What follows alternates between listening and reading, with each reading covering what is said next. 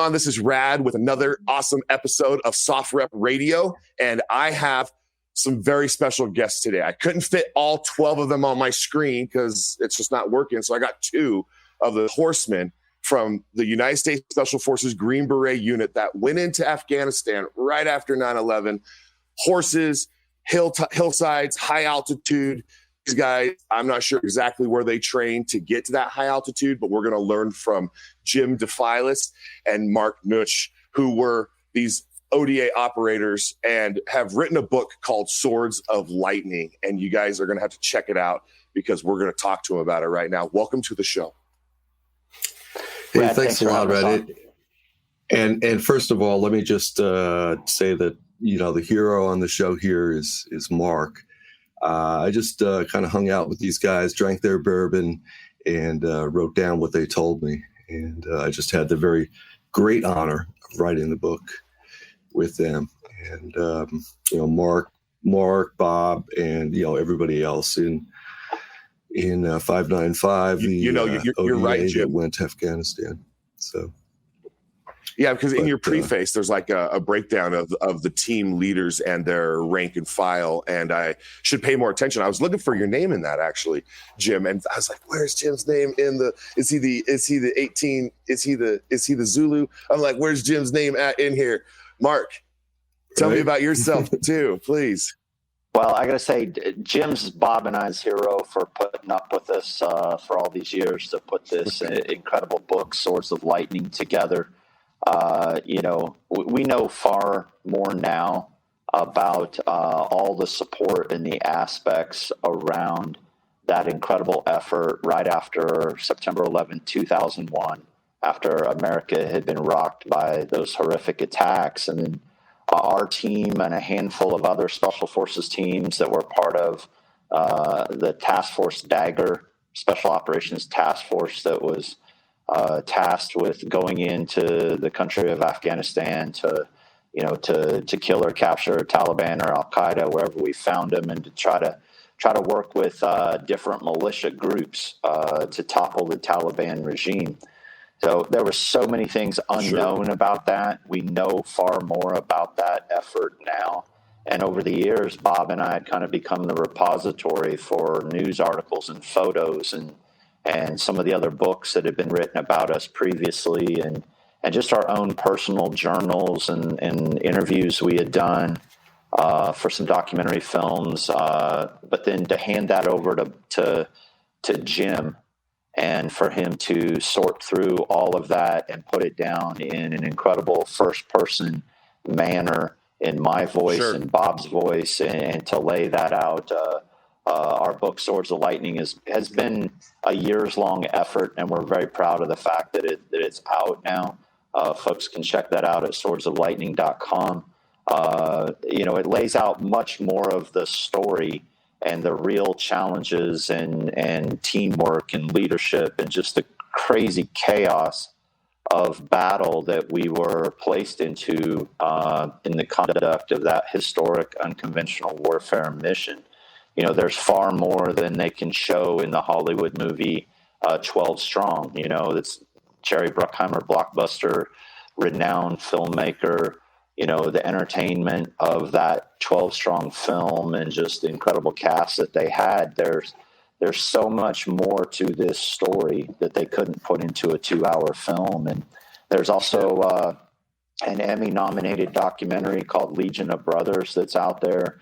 It interviews my team and 2 other Special Forces teams. More of our teammates, our wives, were interviewed. And after those experiences, that's why we're like, Bob and I and our teammates are like, we've got to tell our own story and get more of the incredible aspects of what a small team of Americans can do, highly trained, committed, placed into a nearly impossible situation, and to bring people together and unite and, you know, just orchestrate all of that on the ground. That's what Special Forces does. And as the highlight of my life, to have had the honor to lead an incredible 12-man team of Green Berets, to spearhead America's response to those attacks in 9/11, to work with our CIA teammates, our other incredible special operators, from the 160th, our special operations aviators, from our Air Force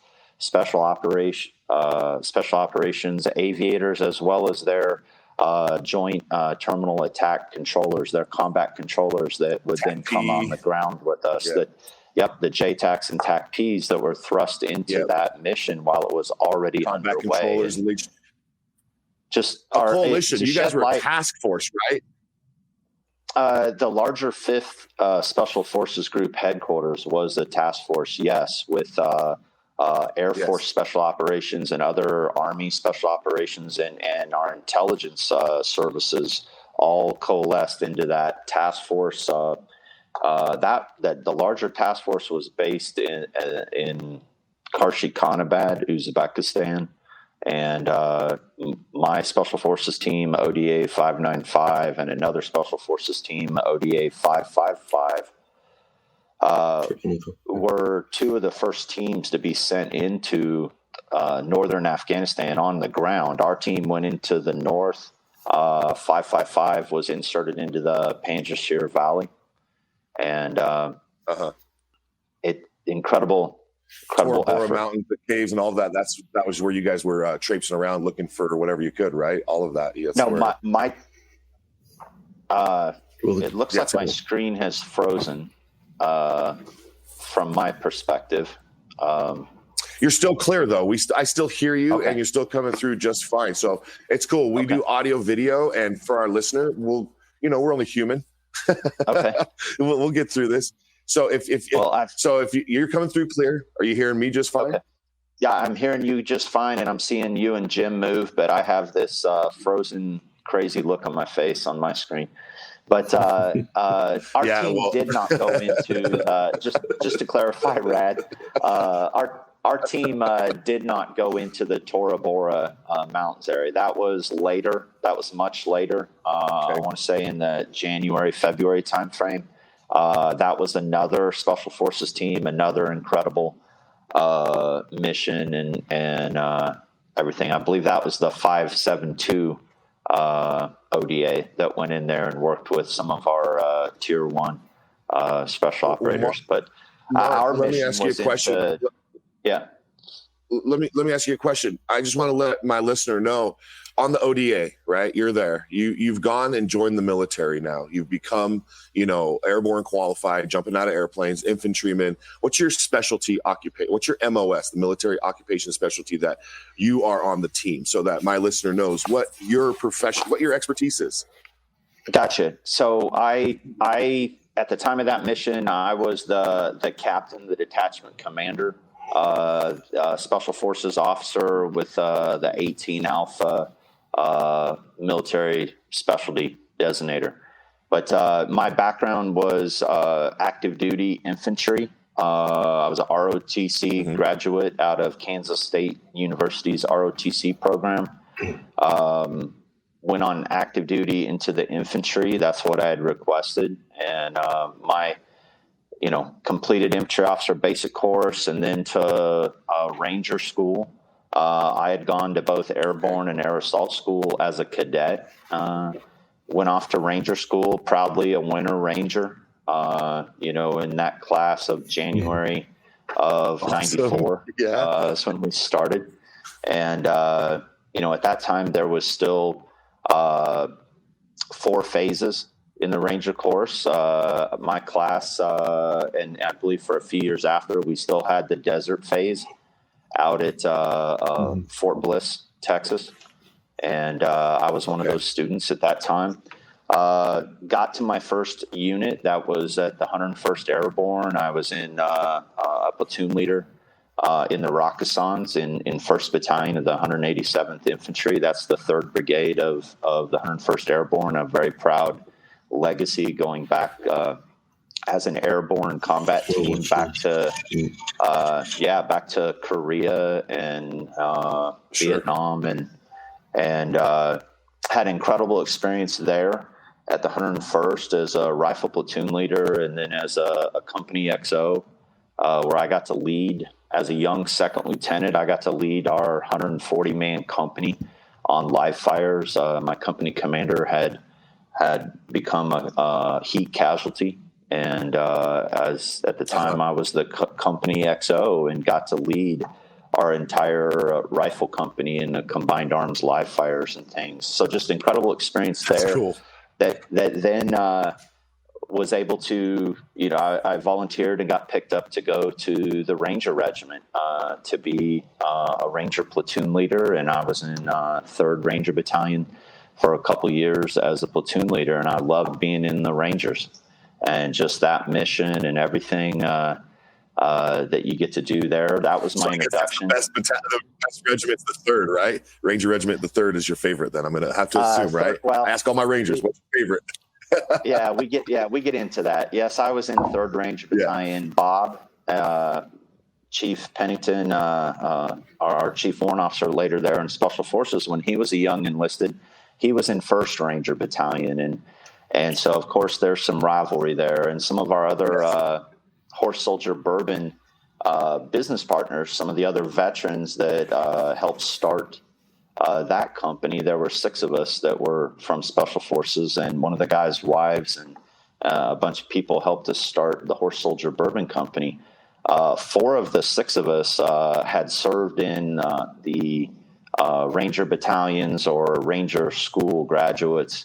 And so there's a little bit of rivalry even, within that as you expect of, is 1st Ranger Battalion the best or 3rd Ranger Battalion the best, whatever it may be. Or 2nd. But exactly. So Rad, jumping back to something that Rad had mentioned originally, one of the really unique things about 595 and that Mark and Bob worked very hard to do. Yes, you have a really diverse group of guys, possibly one of the most mature, certainly one of the best. Everybody in the Green Berets is extremely well trained, but the guys on 595 were very, very well trained, very mature unit. But they were also cross-trained in a lot of the specialties. I would guess, they could fill in and do each other's job, and that really was very critical for their mission in Afghanistan. Yeah, right, so that's what my understanding is. Two people per team work each other's MOS or specialty. So you got 2 radio guys, 2 weapons guys, 2 something like that, right?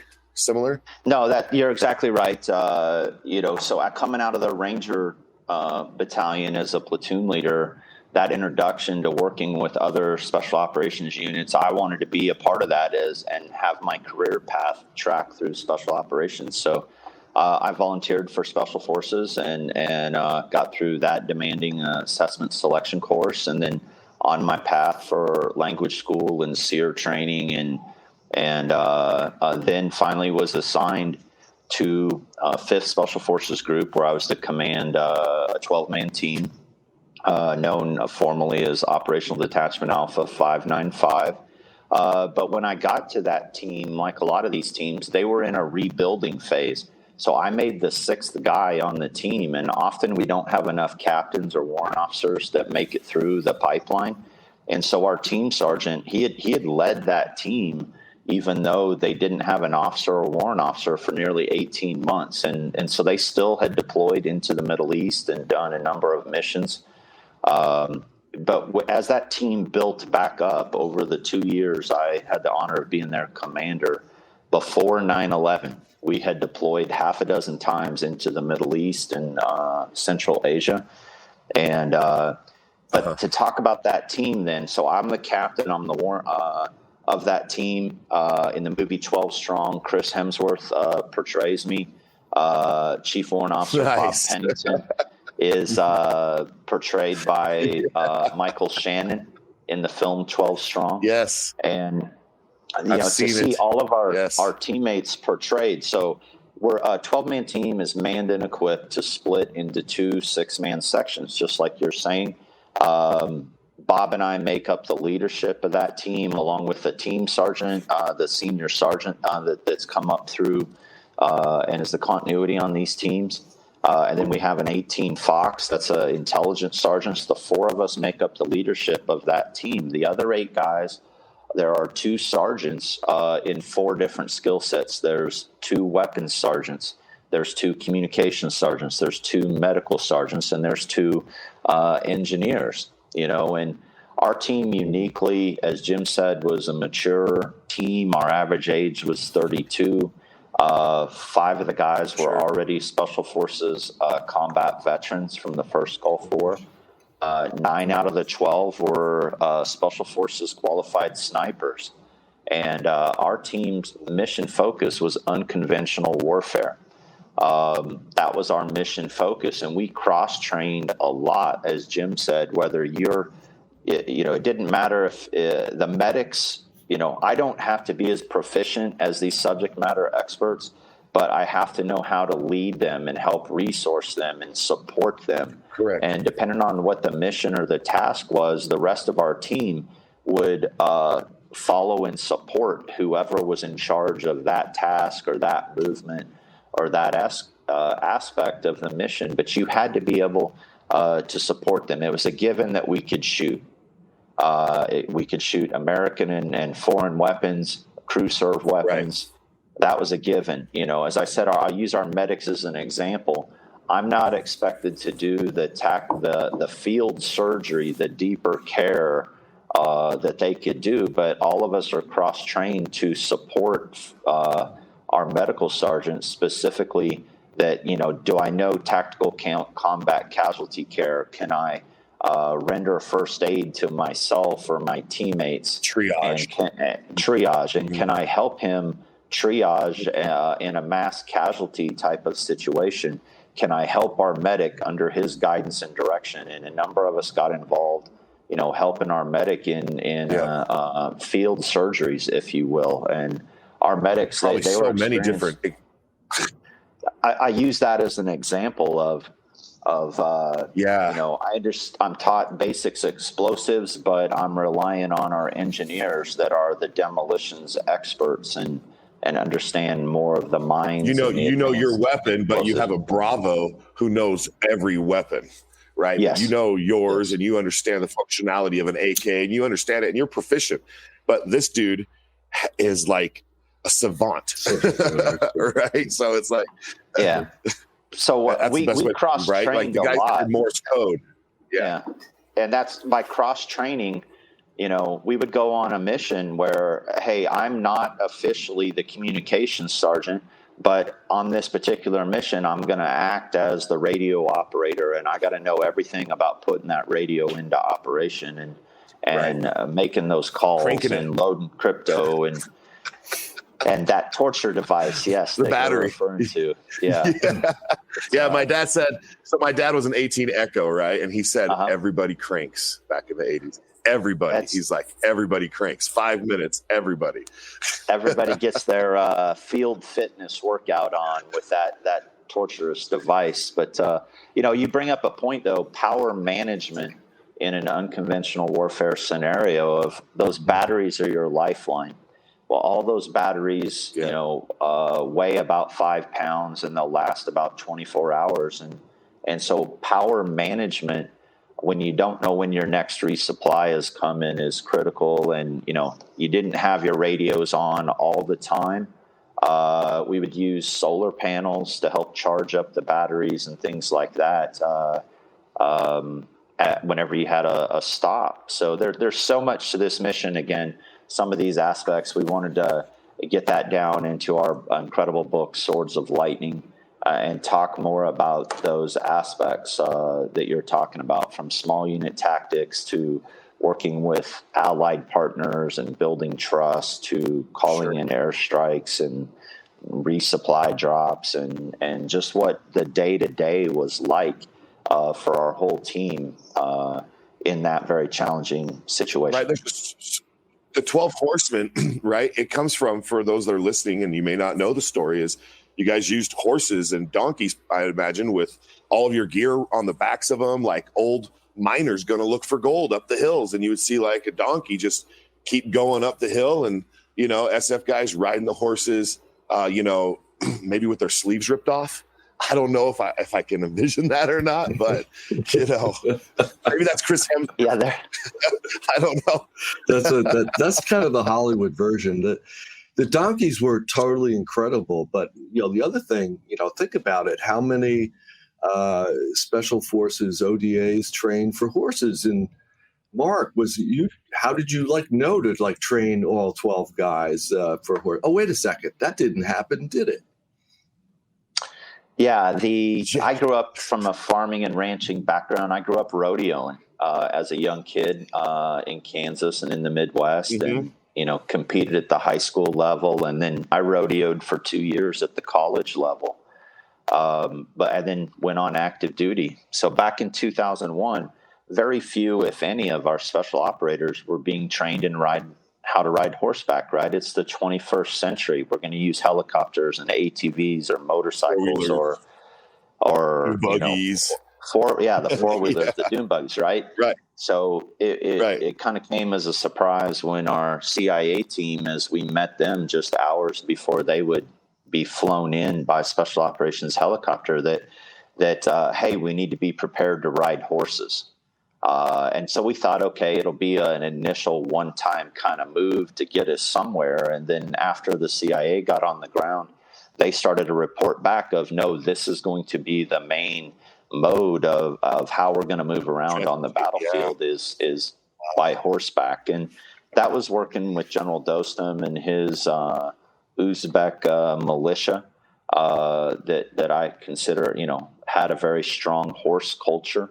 Dostum had used his horse-mounted cavalry very effectively back during the Soviet-Afghan War, and that was the main way to get around the battlefield, get around that rough terrain quickly, was by horseback and using pack animals to move that equipment. So the very first move, the very first morning, 6 of us, after meeting General Dostum, this is the morning of October 20th, 2001, in the mountains of northern Afghanistan.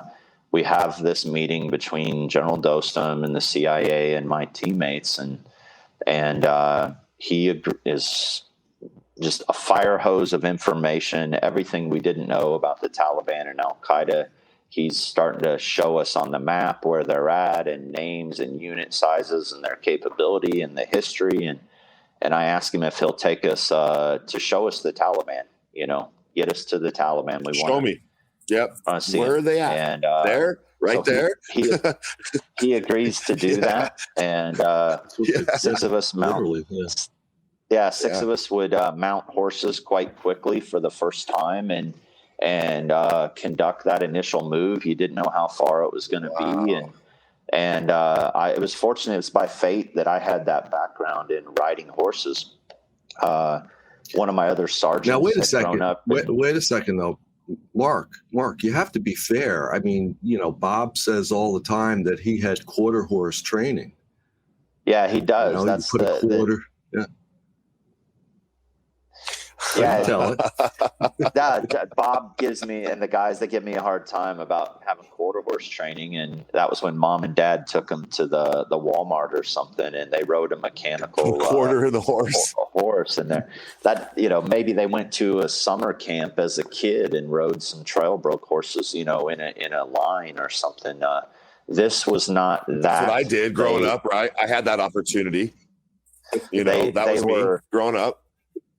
Just so imagine how you have some of the best training in the world, but that task is nothing that you've been trained on. And so those guys did an incredible job of learning how to ride horses for the first time in combat. And I had to take a step back and be trail boss and help them get on their horse and give them some quick riding lessons. Yeah, sure. Literally at the walk or at the trot. And there's so many things going through your mind of, can you trust the people you just met? They warned us there was Taliban in the area. There could be a firefight. We know there's mines. And now you're riding this half wild, crazy stallion. They all ride stallions culturally there, and they don't give you the good horse. And, They're smaller. You're using their local equipment, so your legs are really short. It's painful because your knees are too high. And now you're riding this crazy half, animal that wants to bite you or kick you or get you off their back because you weigh more than what they're used to. Our average weight was 200 pounds. We average 6 foot in height, and you're carrying another 50 plus pounds of lightweight combat gear. But there's so many things going on. How do you carry your rifle on a horse when you expect you may have to fight? You carried at the ready. Quickly. Yeah.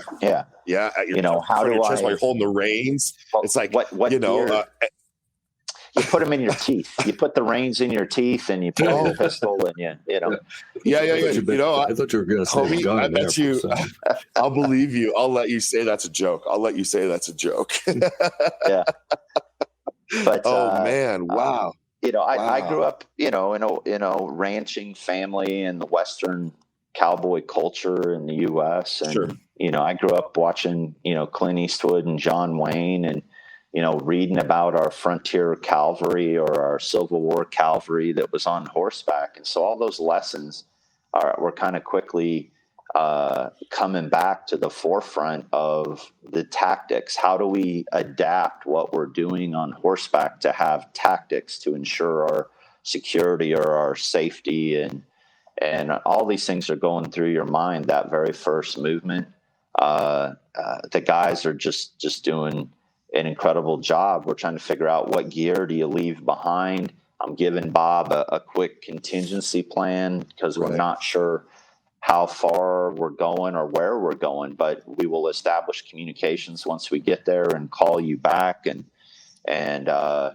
if we have a fight, you're looking for Taliban. You're like, we're looking for Taliban. Like, point me in the direction of these guys. You're telling your liaisons within the other teams that are indigenous, right? You're speaking Arabic, right? That's what the language is over there.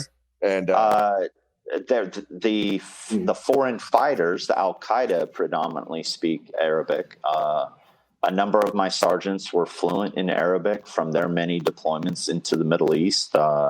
For myself and two of my other sergeants, that language had been Russian. So you're kind of cautious about trying to use, some of that Russian and Arabic language abilities.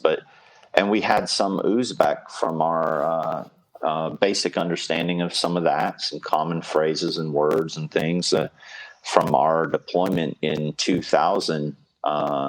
Our team had uniquely worked for 6 months prior to 9/11 in the country of Uzbekistan, just to the north, working with the Uzbek Spetsnaz, their special forces that were already in a tough fight against Al Qaeda affiliates, and this wave of militant Islamic extremism that had swept out of Afghanistan and had gone into some of the adjacent Central Asian countries where they were conducting large-scale attacks against those countries, police and security forces. And I'm talking about Uzbekistan and Kazakhstan and Tajikistan and Kyrgyzstan in that area. So our team and that's your whole theater of operation is the Middle East. It's the Middle East and Central Asia, yes, for the 5th Special Forces Group, yeah.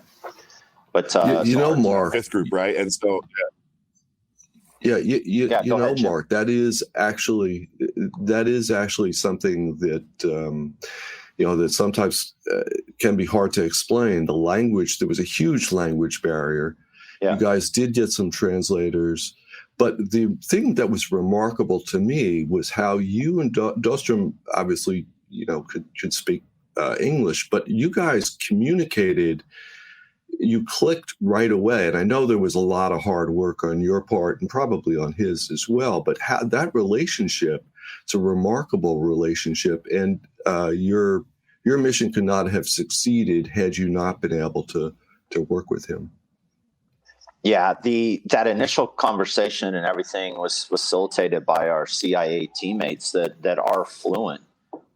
Special forces, you get 6 months of training in a language. You have to test in it to graduate from the course. But then you're expected to continue working on your language skills throughout your career. And there's recurrent testing, or you've got practical opportunities when you deploy into these countries. But overall, I joke about my overall Russian language ability was as a caveman level. I could lead a tactical patrol in Russian or in basic Uzbek. All of my guys had demonstrated that we could do that, and we pulled some of those lessons and language tutorials out in preparation for this mission. Uh-huh.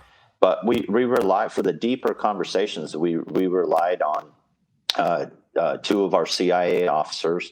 One of them was fluent in Dari, and the other was fluent in Uzbek. And so there's that Dari language, is predominant across Afghanistan. But then, just depending on some of the ethnic groups in the areas you got into, they may not understand Dari, and they speak Uzbek, which, different dialect. And Wow. Yeah. So there's definitely a language barrier. You had to work through that. We understood the deeper kind of mission and intent and what we were trying to do, and we had some incredible interpreters that stepped up at different times to help. Their English was in some instances about as bad as my Russian. But you had to work through it. And a lot of that was by, follow me, or you're working that out. We matched some of our Arabic speakers with some of Dostum's commanders that also spoke Arabic.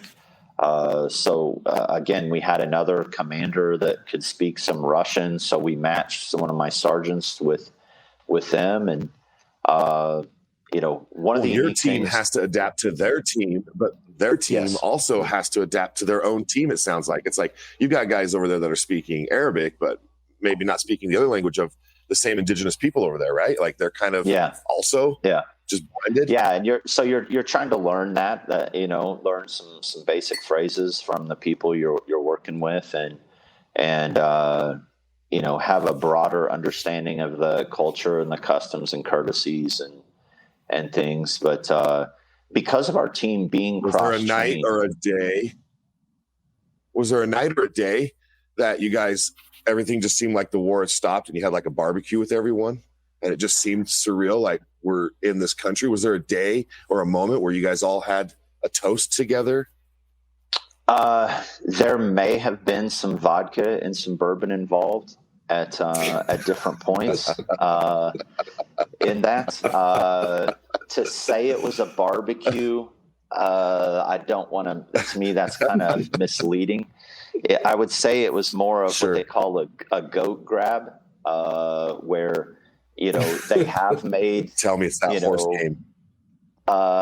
They have made a traditional dish of palau, with some dirty rice or a piece of goat knuckle or something, some meat mixed into a big communal pot. And you were honored to be the honored guest, to sit down with Dostum and his commanders and to share a meal, and let's just make it clear, to paint the picture. You are sitting on the ground or maybe a rock, around a fire and a pot. And, you're trying to savor the moment and reflect on the crazy that you just survived that day, going into battle alongside these horsemen against, tanks and armored personnel carriers that the Taliban and Al-Qaeda had. And, you're thinking about the pilots that you talked to on the radio and, those that had come in and dropped ordnance for you and destroyed some enemy targets. And so, yes, there were times where there was 2 or 3 of us or 6 of us in those first couple days sitting around the fire together in the evening. But your guard is still up. You're worried about an attack. Can our camp, you're the outlaws, the group we're with, was several hundred of them initially, and then that force started to grow, but they're outgunned, they're outmanned. They're the outlaws living in the roughest, rugged terrain and trying to survive. And so, yeah, you savor that special moment and a meal together. But then you're thinking and talking about the next day's operations and how do we survive this crazy situation that we're in. But we recognize we can win. And they've explained to us kind of their strategy and what they believe can be done. And you're trying to orchestrate how America and our Special Forces team can support that, with the resources that we can bring to bear. It's not just airstrikes, it's lethal and non-lethal aid. There's cargo aircraft coming in every night. So you're setting up drop zones and it's a 24/7 operation for the dozen of us on the ground. And then we end up splitting up. We talked about a little bit about that of our teams. You're manned and equipped to split into 2 6-man sections. Well, Bob and his section stayed near where we had been inserted, and they started doing what's called their area assessment and gathering intelligence and working with the locals in that area. But then my half of the section, we went forward to the mountain headquarters, and Dostum shows us the enemy, and we call in an airstrike on him, and he wants to attack the next day. And so we get a front row seat to this incredible scene of horsemen charging against tanks and armored personnel carriers. Columns, columns of but enemy. They have fire and maneuver, so a group would ride up and stop short of a ridge and dismount and lay down a base of fire, and another group would bound forward on the horses to the next terrain. And so you could recognize the tactics, from our small unit training of a base of fire and a maneuver element and bounding Overwatch. All of that, and to close with the enemy, and we're trying to coordinate the airstrikes ahead of that to ensure we don't have a friendly fire incident or everything. Really, because that's real too. Friendly fire, right? You guys are danger close, probably at all times when you're calling in anything. At all times, within 3 miles. How danger you want to get. My dad always said, if I can hit them, they can hit me. That's usually what he would say. So like a mortarman or somebody in a tank. If you're firing from a tank at another tank, chances are that tank has range to hit you back. So I can only imagine. You guys had some danger close calls. We did. We had several incidents as we end up splitting our team out.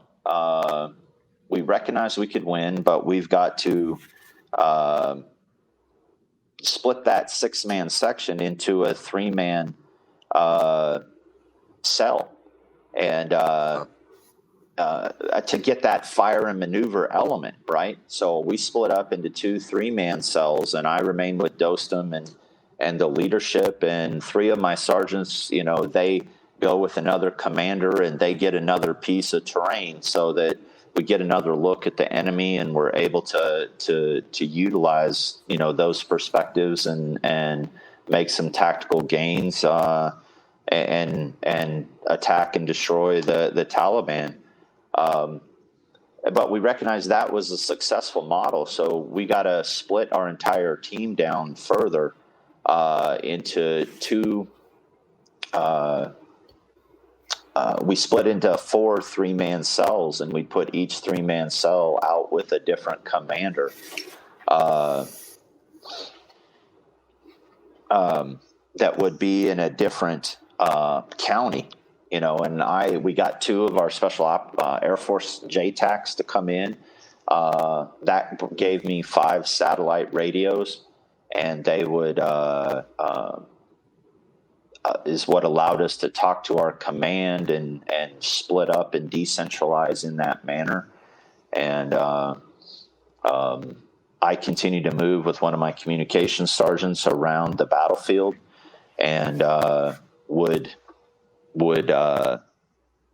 work with Dostum and ride back and forth between the rest of my team. And so, again, just some of those aspects where there's only 3 American witnesses to the crazy things that happened on the battlefield. And again, we try to lay down more of that in our book, Swords of Lightning, and just things that weren't able to be shown in a 2-hour Hollywood type of film. You know, you kind of lose track of the time. That was actually 24 days on horseback, you know, and I spent most of those days in the saddle with some of my sergeants, moving around, helping organize the resistance leadership and meeting with local villages and groups that would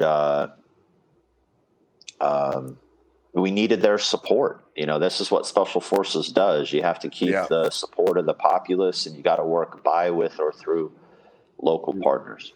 You're kind of like the liaison between the U.S. and, you know, the allied forces that you're working with. You have become the interim mayor politician with a satellite phone saying, hey, I got some NyQuil. I can save that baby from sniffling right now. Just show me where the Taliban is. Just show me right now. It's like right over there. And you're like, save that baby's life. Yeah, I mean, that's real. You know, they did a lot more. The medics, you know, they saved many lives. Not even on the battlefield, but you know, certainly on the battlefield. How could they not? It's in their creed. That's why we wanted to do. Yeah. Oh, exactly. That's why we wanted to do the book. I mean, or that's why one of the reasons the book was so important to me. You know, everybody, you know, you see a Hollywood story, but this isn't the Hollywood story. This is the real heroics, what it really takes. It's kind of a classic, you know, it's a classic unconventional warfare campaign married to, you know, at the same time, this kind of high-tech, you know, warfare and, you know, and in some, you know, classic battle maneuvers.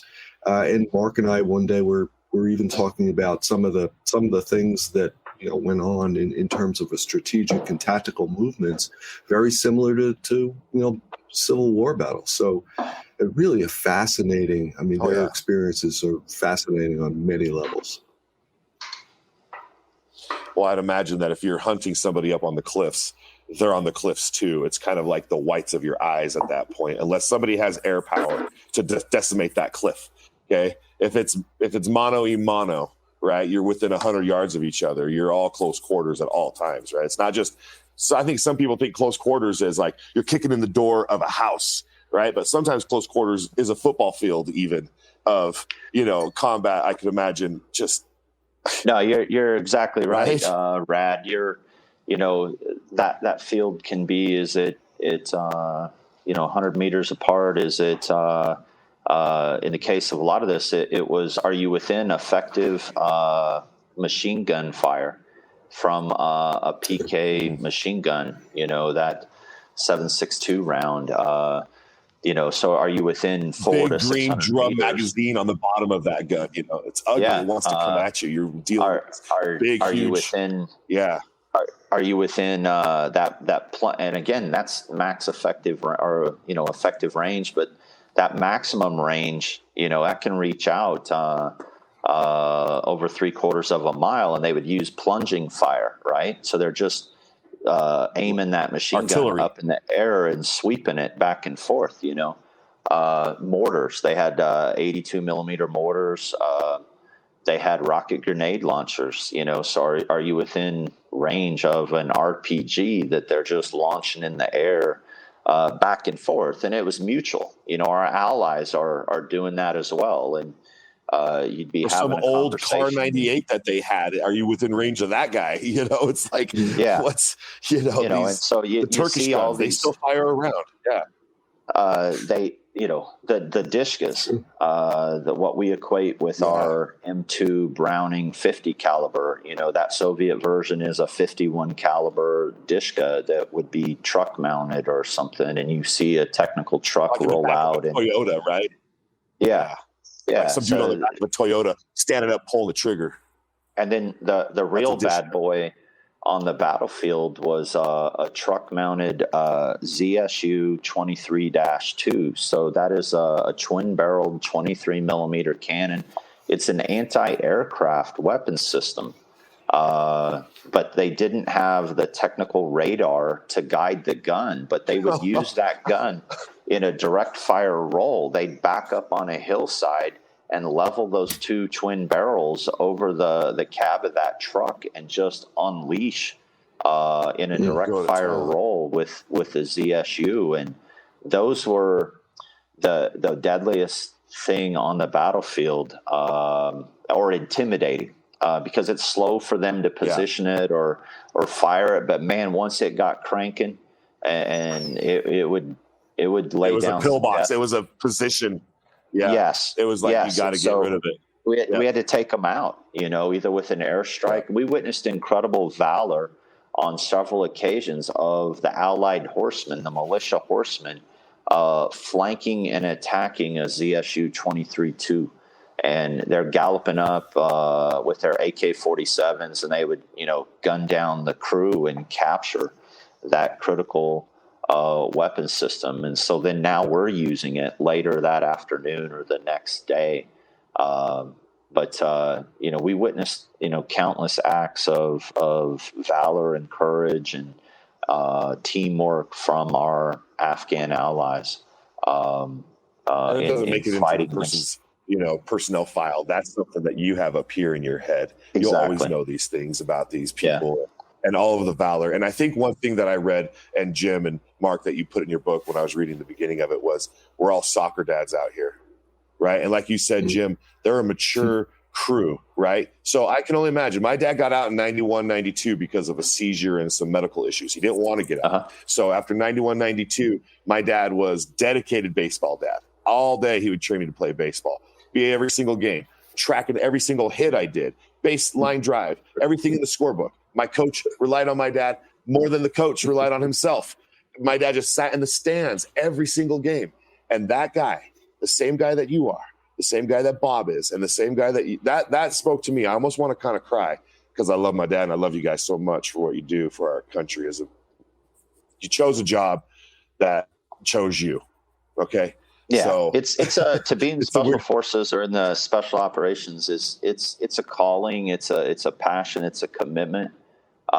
Whether you serve one enlistment period or you decide to make it a career, it is a lifestyle.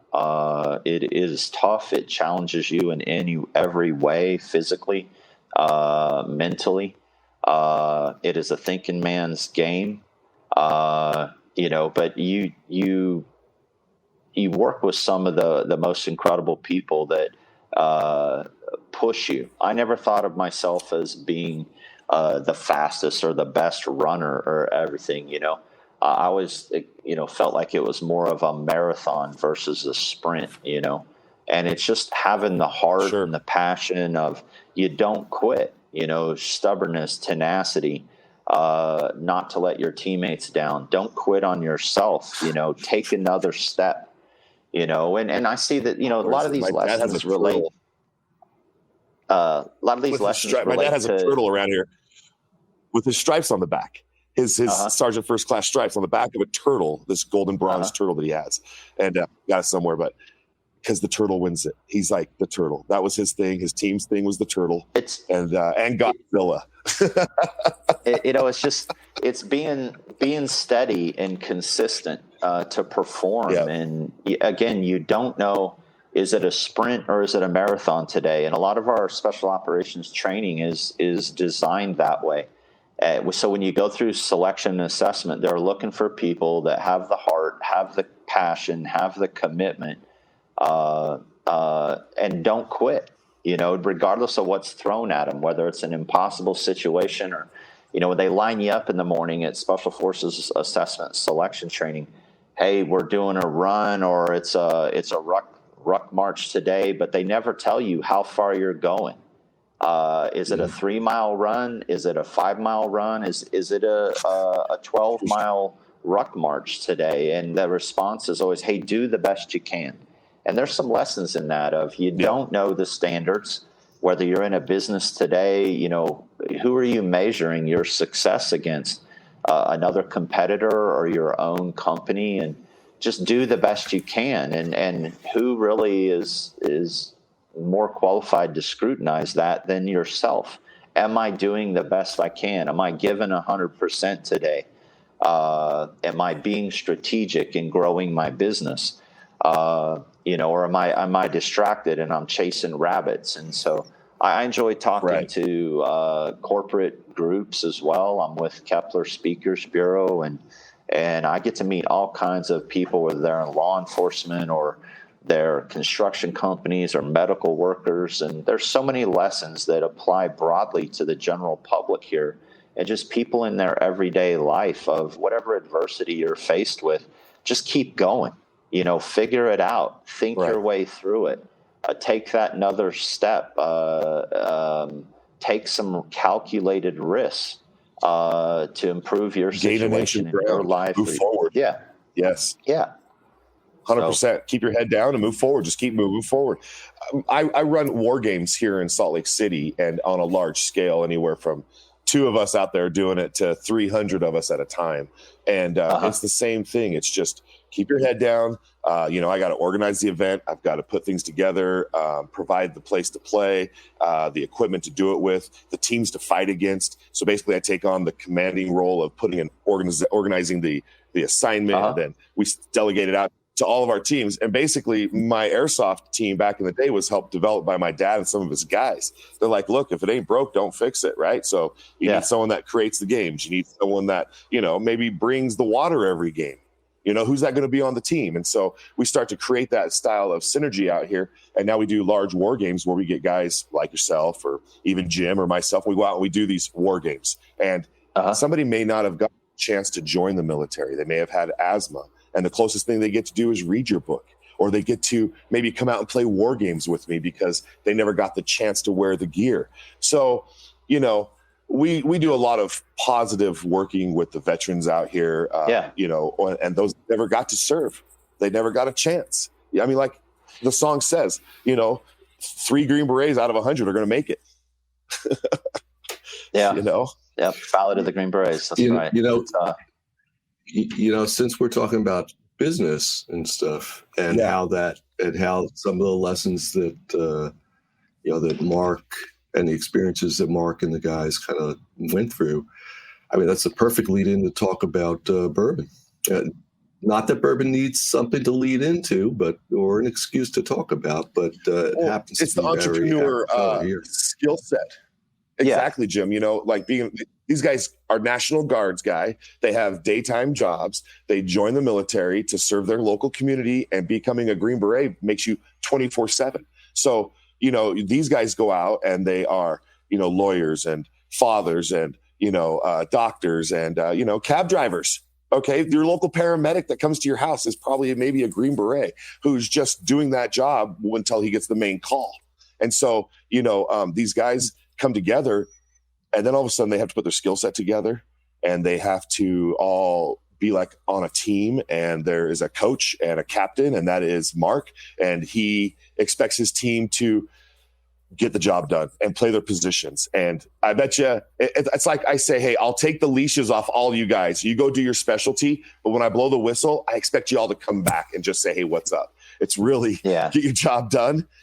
And that's being on these special forces teams. You're working with incredible people. They all have proven that they can lead under very trying conditions, under physical stress, lack of sleep, you know, lack of food. We talked about enjoying the goat grab or the barbecue. You know, we're running on, in the case of our mission, we're running on just a few hours sleep. You know, you're beyond exhaustion. But you got to maintain coherency and can you still communicate effectively? Are you still combat effective? And, you know, we lost 20 to 25 pounds of body weight because we're down to reduced rations, and you're sleeping outdoors and you're burning immense calories and a whole slew of other combat conditions. The weather's trying to kill you.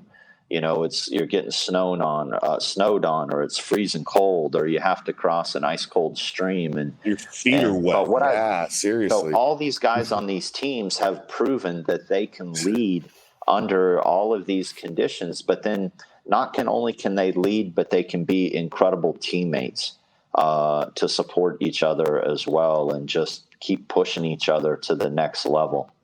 And that applies to any sport, any person, and we all serve in a number of ways, whether that was in uniform or not, or in our police or first responder services, or just serving within your community. With teachers, I had so many influential teachers throughout my life growing up, and now we serve in other ways. We serve an amazing double gold award-winning horse soldier bourbon, but our bourbon brand is taken off. But as veterans, it gave us another mission, purpose, and focus after our active service. It allowed some of us to work together again, to keep kind of the team together. There's Bob and I from the original 595 team that our brand is based on. But then as we've grown, we've been able to bring in two more of my teammates to work full time for us. We now have some of the CIA teammates that have retired, that they come out for special promotions. And I often, talk to a number of veterans that are transitioning, either from their guard or reserve service or off active duty, and don't count yourself short, regardless. It doesn't matter if you weren't in special operations or not.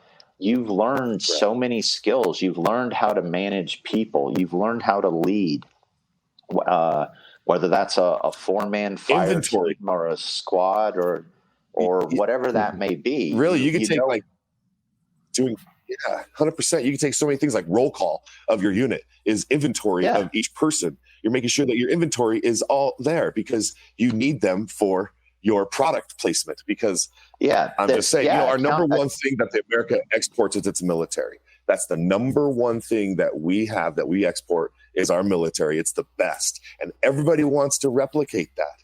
We are, it's true. You get exported to Afghanistan. Yeah. And that's because of our NCO, our non-commissioned officers that come up through the ranks. They're expected to lead. Other countries don't necessarily do that. They're very officer-centric. And I saw that in the, having studied the Soviet or Russian model, they're very officer-centric. So that's what sets us apart, is our sergeants, our NCO corps across our services to get those jobs done, to figure it out. And, that's why, I try to encourage young veterans find out what's next of as you transition. What are you passionate about? You have the skills, you have the drive and determination, whatever that may be, but it's been internalized with those core values that service may impart on them, of accountability and responsibility and leadership. And that's universal. That is universal to your community, whatever business that may be, or whatever. Now, I know we've been talking for about an hour, and I really have appreciated this conversation. And I have a question from the internet. Okay, so I put it out there, and I say, hey, what would you ask one of the 12 horsemen? And I'm going to hit up with my guy Chandler, and Chandler says, tell us something about a Green Beret that the public doesn't know about them. Something like, I guess what he wants to know is, you're normal. You're a regular dude, that put yourself in the position. What do you think? I just think they'll surprise you. I've met so many different guys that were in special forces. I would say, is inherently, though, they're driven, they're committed. They're very passionate about their skill set or their craft, and want to perform that to the highest level at all times. What I love about Special Forces sergeants is if you ask them to go do something, they have so much initiative and self-discipline. They'll go check out a problem, investigate some situation for you. They'll see what needs done. They'll fix it, and they'll have identified 2 or 3 other factors, and they'll come back to you with a plan of, hey, sir, here's what else I saw. This needs done and addressed, and here's a plan for how we do it. So I love that about him, that creativity, the problem solving that I've seen throughout my career.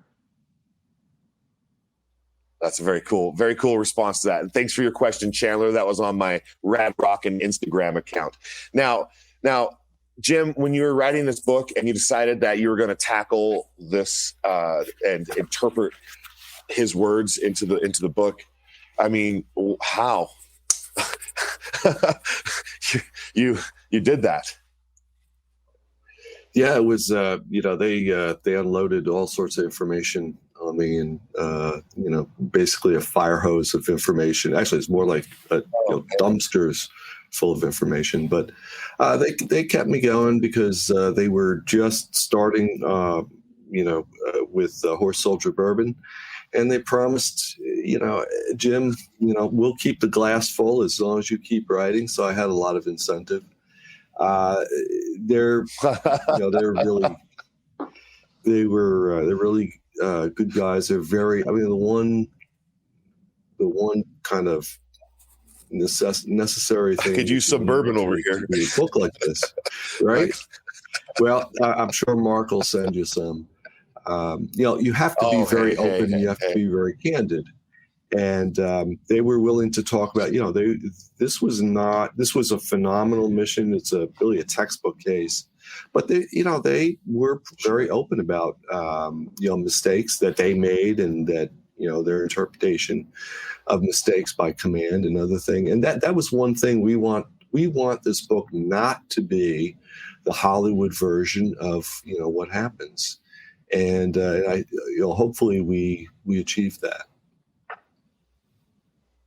You guys talk about in that book, this is 2 wars going on here. You've got the long war that everybody's been attached to since 9/11. And then you had the weeks after 9/11, maybe into the year after 9/11, that were really focused on trying to find the root of the evil that caused the 9/11, the Twin Towers to come crashing down, the Pentagon, the Field, Pennsylvania flight. Forgive me. 93 flight, but you know what I'm talking about. Okay. Yeah. Thank you. Flight 93. I don't want to leave them out of it because they didn't hit a building. Okay. So they still sacrificed all of their lives. And then I'm so proud of you, Mark and Bob, and your guys for taking up the call to go in and do 25-pound weight loss, deal with the storm, dealing with the Dishkas and the Z unit, bro. From a grateful American to you, may I just say thank you. And for my listeners, just be grateful that guys like him exist so that we can sleep under flags that are on that banister behind me right there. That's the flag we sleep under because of these guys. Just an incredible moment in our history. And it was an honor to help spearhead America's response to those horrific attacks. And just that there's other incredible stories about our special forces teams and the things that were done around the country under incredible circumstances. And then, other units rotated in, other special forces teams rotated in. Those are incredible stories as well. Just it's a commitment, for these guys that are on special forces teams that deploy to these various critical areas around the world to help our allied partners that have very complex challenges that they're faced with. And so that's why we send, a dozen Green Berets to go be advisors and help these allies try to navigate their way through very complex challenges. We send a dozen so that hopefully that problem can get resolved and we don't have to send 200 or 2,000 of our troops to some hotspot around the world. And, part of the reason we got into bourbon was we saw how bourbon brought very diverse groups together, whether you're, off in Kenya or Somalia somewhere, and one of the guys has, an amazing story about, finding a bottle of an American spirit in one of the most remote areas on the planet, And, I deployed to a dozen plus Middle Eastern countries, and it was always our counterpart that's producing a bottle of some American bourbon of, hey, the Americans are in town. Sure. Let's shut the door and let's give them a bourbon. Let's talk about the real problems, that we have. And so we'd always kind of been on the other side of the bar in that. And then when we were going through that transition, working with another special operations veteran that had already been through that tough transition and figured out his business, he became a great mentor for us and took us through kind of that exercise of what do we want to do? What do we want to be when we grow up? Okay. We're not Green Berets. I mean, we're still Green Berets at heart, and I'm but you start a new life. Yeah, you're starting a new life. And You're what's young. that next phase of that journey in your life? And that's when we come together and said, we got really excited about craft bourbon, and we approached it as a special forces mission. We started studying every aspect about it. We had some more tough missions. We had to go to Scotland to learn how to make scotch. We went to Ireland. Oh no, you had to go to Scotland? No, not Scotland. Tough missions. But you're learning every aspect about it, from the ingredients that go into it. What recipe do you like? Do you, the wood that's that American white oak that's critical to the barrel and the flavor of that bourbon as it ages. Right. And so we approached it as a special forces mission. Everybody picked a lane and started studying about it, and then share those lessons with each other and elevate the team's game. And we found, some investors and industry professionals that believe in us, and our brand is just taken off. And we're going to exceed people's expectations, as a veteran here in brand. Utah, in order to buy liquor, you have to go to the state-owned liquor store in Utah. So if Horse Soldier isn't already in Utah, then it needs to go to the state liquor store. Yeah, we're not in Utah yet. Our national distributor is Southern Glacier. We were able to align with them here about a year ago, and they've got us. We're up to 18 states now. We were at a dozen when we transitioned to Southern Glacier. But you got a couple states you can say have it where they can buy it. The states, the states we're in currently are Florida. That's our home state. We invite you to come down to the Tampa, St. Petersburg area and come see our Urban Stillhouse, urbanstillhouse.com. Please call ahead. We're backed up a couple weeks on reservations, but that place showcases our brand. And we've got a craft distillery there in the St. Petersburg, Florida area. But then other states where they can find us in retail stores are Virginia, North Carolina, New York. We're in Kentucky, Illinois, Ohio, Indiana, Michigan. We're here in Kansas, where my home state is at. But we're in Texas, Arizona, California, Nevada. We're in a ton of Las Vegas resorts and casinos, which is great out there for that exposure. You should be asking for this brand at those resorts. Yeah. You should be asking for this. Say, hey, I want the whole Horse Soldier bourbon. You should be asking for this. And if they don't have it, say, I don't want any of your bourbon. I want Horse Soldier bourbon. Well, I appreciate that. And we need that kind of support as well to keep growing the brand. Sure. We're in Montana. Is one of our newest states since January. You've really surrounded me. I'm surrounding you. I'm surrounding you. Yeah. But gotta drop right in on Salt Lake City. our newest states are Washington and Colorado here, just getting started. So that's the 18. If you enjoy our bourbons, or if you're not in one of those states that I just named, check out our horsesoldierbourbon.com website, and we've got a shop whiskey page. And in today's market with technology and and the legal aspects, you can go onto that website, horsesoldierbourbon.com, our shop whiskey page, and you can order our bottles online, and we can legally ship to 33 states. And that's become huge during COVID to help us grow the brand in other states where people have heard about us, or they mail ordered, or they want to send a special bottle to a friend or coworker or family member. To talk about the bourbon bottles themselves, because of that 9/11 connection, these bottles, and I'm holding one up here, are uniquely forged by World Trade Center steel. Because of that 9/11 connection, as we were growing our bourbon brand, we were able to get our hands on a large chunk of World Trade Center steel, and we melted it down and reforged it into the mold that shapes these beautiful glass bottles. Oh, wow.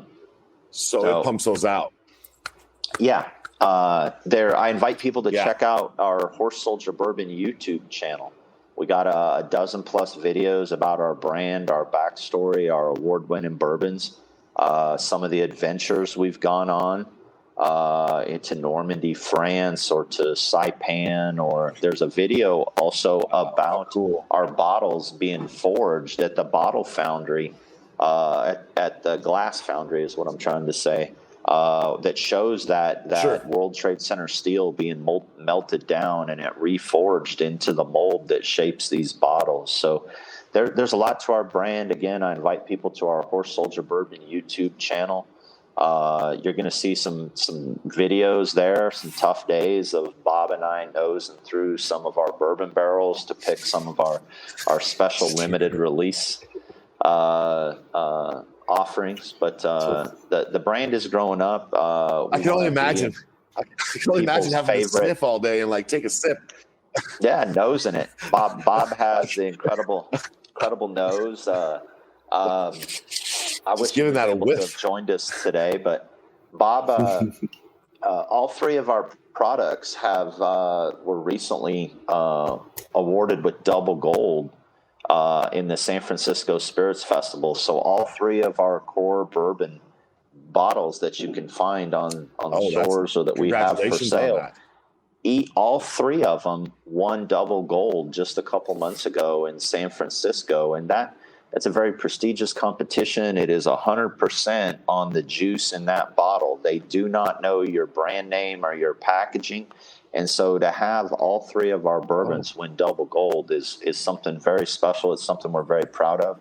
And our marketing team is trying to figure out how to get their head around it. We don't think there's another brand, whether a craft brand or one of the big boys, that has entered that competition and swept double gold with all of their entries. So, and this is non-labeled, so you just take a glass, and as a judge, you have to just base it off of your expertise. It's just straight up blind taste test. Blind taste test, and it's off that the smelling it. And Bob was instrumental in picking this with our recipe, and all of us with the taste profile or the flavor profile that we personally enjoy. We've got a young, our premium straight is a rye. So it's got corn and then rye and a little bit of barley in that flavor and grain, and it's 87 proof. And then our other two are a wheated bourbon. So it's corn and then wheat and barley is that flavoring grain. And we've got a small batch bourbon that's at 95 proof as a way to honor our Special Forces team in a subtle little way. And then we've got the big brother, big sister, the barrel strength version of that. And that'll roll in around 115 to 125 proof, and all three of them are amazing bourbons. Can you make whiskey? Can you make whiskey gluten-free by chance, like a specialty amount? Does it always have to have wheat in it? I mean, because there's people who can't have gluten, right? Right. I'm just saying. And if it's like a specialty piece, and like not like 100 bottles, maybe 20 bottles. Yeah, it's the ingredients that go into it. They want non-genetically modified grains and things like that. I mean, we joke about our bourbon being free ranging. Sure. bourbon that's grown. All I'm already laughing. Seafaring, mountain climbing, whatever you want to call it. It's the go hard or go home. Vegan. And, we want fans to enjoy. We know they'll enjoy our bourbons. We're going to surprise you. We're going to exceed your expectations. But because of the story behind it and the aspects, we want folks to celebrate with our Horse Soldier Bourbon the challenges that they've overcome in their life, the little victories, the birthdays, the weddings, the graduations, perhaps the divorce parties, whatever that special moment Pulling is out for a homie. Sure. In their life, as retirement gifts. Yeah. There's so much special in this bottle, I've got realtors and bankers, realtors giving it out with as welcome gifts for people that are buying homes and retirement gifts and everything. So I appreciate it when fans reach out to us at Horse Soldier Bourbon and let us know or share a photo with us on our social media, on our Facebook or our Instagram account. Bob and I and Jim, we've enjoyed doing a whiskey and war story now, where we're able to pair not only our award-winning bourbon but with this new book, Swords of Lightning, and have a little book reading and bourbon tasting type of aspect. We've enjoyed doing that now with Jim, and sometimes we, depending on where we're at, we have some other special guests join us. And audiences just love that, to be able to ask some questions. A banner on SOFREP's website would look good too. I'm not the advertiser guy here, but I'm just saying, if you had a little Horse Soldier Bourbon ad on SOFREP's homepage, you'd be hitting every single one of them. Liking it. I'm just putting it out there. I'm not sure who that person would be. I'm not going to say here's my email, but I'm just letting you know. That's right there. Gotcha. Brandon Webb, you hear me? Link up with Mark. Brandon. Now listen, I've taken up an hour plus. I could keep talking to you because I really love what you do and who you are, and thanks for fighting for America. So I just want to say thank you to Mark and Jim. Go ahead, please. Mark, tell me. I'll give you like 30 seconds to give me a little bit of a. No, I enjoy what you guys do with SOFREP, reading your articles and just, staying connected that way with what's going on across the community. And I appreciate the opportunity to share a little bit about our incredible experience in our new book, Swords of Lightning. We invite folks to swordsoflightning.com. You can get a book anywhere books are sold. You can get a copy, or you can reach out to Jim and Bob and I at our swordsoflightning.com website, and you can order and purchase an autographed copy by the authors. And awesome. I just appreciate the opportunity to talk about the book and talk about our award-winning bourbon and horsesoldierbourbon.com and our Horse Soldier Bourbon YouTube channel. And I just appreciate very much, Rad, the opportunity to have a little fun with Jim again, and we can poke a little fun at Bob, since he wasn't able to join us today. Bob. He'll be on. Where you at? Where's Bob? Hey, Anton, I don't know if you can, but can you insert Bob's head right here, please? I don't know if that'll happen, but we don't I see it happen all the time. Go ahead. Well, I don't know. We don't officially know where Bob is, right? I mean, you never know where those warrant officers really are. He says he's in, I think, California somewhere, but who knows? It's a big state. Yeah, he's celebrating a special moment with his family and stuff. So, hey, I look forward to seeing you. Enjoy your special moment, Bob, at some point. Yeah, would love to come up to Salt Lake sometime. Do you ski or snowboard? You're invited. Reach out to me. If you come up, we'll go hang out. I'm more of a sledder. I'm from Kansas, right? So I'm more of a sledder. With steep hill, that kind of thing. You're not Kansas here anymore, I'll tell you what. No, that's right. But I appreciate Brighton Ski Resort here has about 13,000 foot elevation lift. I could take you up that. We could ride down, real easy peasy. Nice fluffy powder day. You seem like you're 42, 43, right? How old are you, Mark, real quick? Yeah. Relate that's with it. me here. 42, 43. Because I drink our horse soldier bourbon.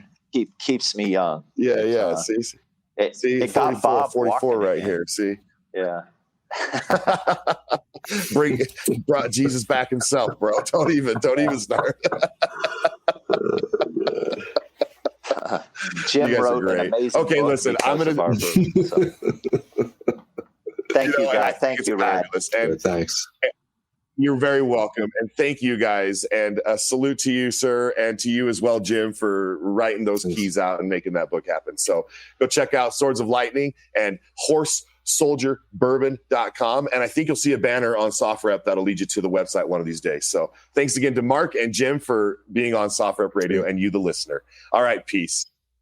Thanks. And. Thank you.